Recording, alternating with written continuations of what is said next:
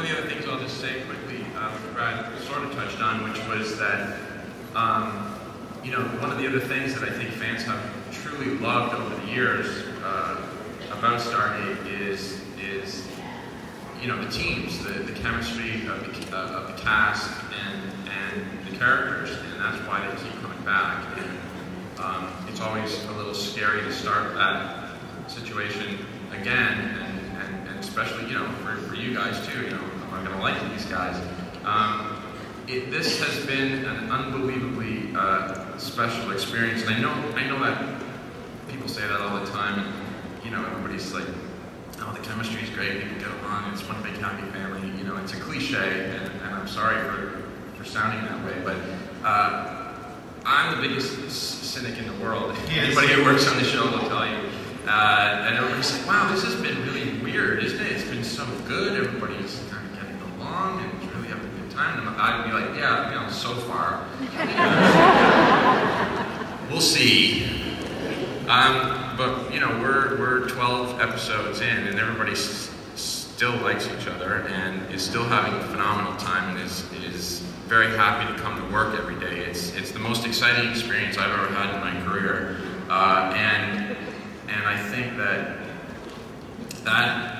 chemistry, that feeling that we're getting on set, is translating to the screen. That doesn't always happen. A lot of times you can have a situation behind the scenes where you're having a great time, and for some reason it just doesn't end up on film, and that's a tragedy. But in this case, I really feel like right from the get-go in the pilot, you're going to see these characters emerge in 3 dimensions and fall in love with them. And if you don't, then I guess I don't know what the hell to do. One of the other reasons I think we hit the ground running in a really positive way too is thanks to the incredible support we've had from MGM, specifically Charlie Cohen at MGM, who is a fan of the franchise like nobody's business. He's in a neat position of being able to greenlight a series that he can watch himself because he likes it. And the joy of actually being properly funded, and I remember saying in the previous Comic-Cons, well, I hope we get to do the show we want, because what Robert and I pitched is an expensive show that, you know, has a large ensemble cast and a big shiny ship, and we got to do that, and that is thrilling for us, and we really have a huge thanks to MGM and to Sci-Fi for being incredibly supportive yeah, Charlie's our barometer, you know, in a big way. And we know that if he likes an episode, then chances are, you know, fans will like it. And he's pretty straightforward too. I didn't like that one so much. He'll say that. Okay, are we ready for questions? Go ahead.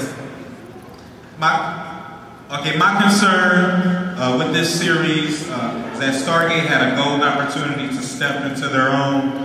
I want to know, why did this series not receive the place it deserves on NBC for those without access or not aware of the Sci-Fi Channel? I would like it to air on all the major networks, actually. It seems to work for Barack Obama. He gets, you know, anytime he wants, but we lack that. And you know, it's while it would be great to be on a major network in some ways, we're at home at Sci-Fi. I mean, we belong there all in other ways. We've been on that network now for this is our 11th season of television on Sci-Fi, including 5 years of SG-1 and 5 years of Atlantis, and you know, we're happy to be there, and maybe, I mean, NBC, Universal, and Sci-Fi are part of the same company. You never know, but no, we do appreciate the sentiment, and of course, there's always DVD and your friend's house. Next question. Robert, Brad, I just wanted to say thank you so much for taking the time to make the franchise what it is today. Thank you. One of the things that sold me on Stargate SG-1 right off was the behind-the-scenes shots you did. One of my most cherished memories is Amanda Tapping saying that she doesn't want to have the deer in the headlights looks. Are you going to do the same thing with these folks here so we can grow to love them as much as we did them? You mean is there going to be behind the scenes stuff? There's tons. Yeah. I mean, there's I think I know Ivan Bartok, who does a lot of our behind the scenes stuff, is shooting 40 pieces this year. They're going to be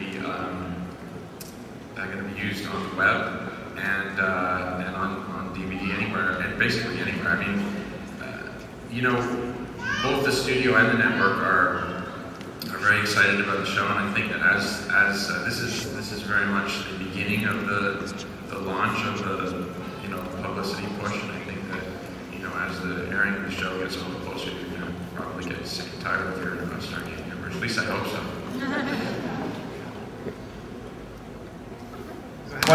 This is a question for Robert Carlyle. Big fan of yours. I think of you more as a feature film actor. I'm wondering how working in an incredibly successful franchise like Stargate compares to working in feature films. I don't think as an actor's place to kind of distinguish between the genres like that. I always find that it's about the piece itself. It doesn't really matter to me whether it's television or whether it's film or whether it's theatre. It's about the part, it's about the people that you're working with. That's the most important aspect. So it's been very, very easy for me. Very easy for me. Brad and Robert are very, very welcoming to me at the beginning, and have given me a wonderful platform here to express myself. And I'm enjoying it a great deal. Yes.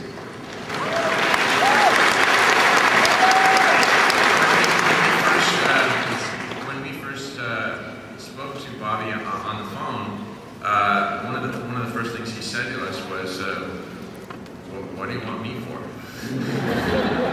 He says, "I don't see myself as the typical Stargate guy." And we said, "Well, we're trying not to make the typical Stargate, and we wanted an actor who had the courage to play a character that we felt was going to be very different from the type of character that you normally see in the franchise. Somebody who is not the hero and not the villain, and more of a very flawed and complex person."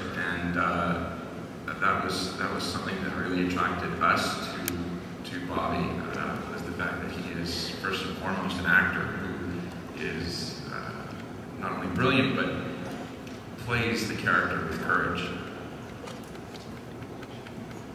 So this question is for Brad and Robert. Over the last 3 or 4 years, I've asked you guys the same question at Comic-Con, so I figured I'd ask again.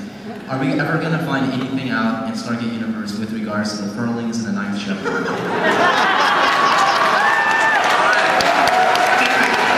David, you answer that question for us.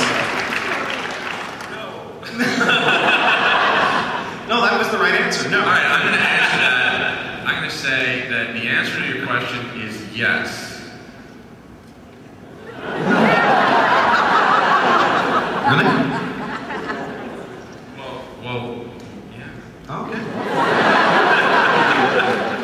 We do answer the ninth chevron thing. Oh, the ninth chevron thing. Yeah, I was more thinking about the furlings. Yeah. Maybe. Yeah. No. We'll have to arm wrestle over that one.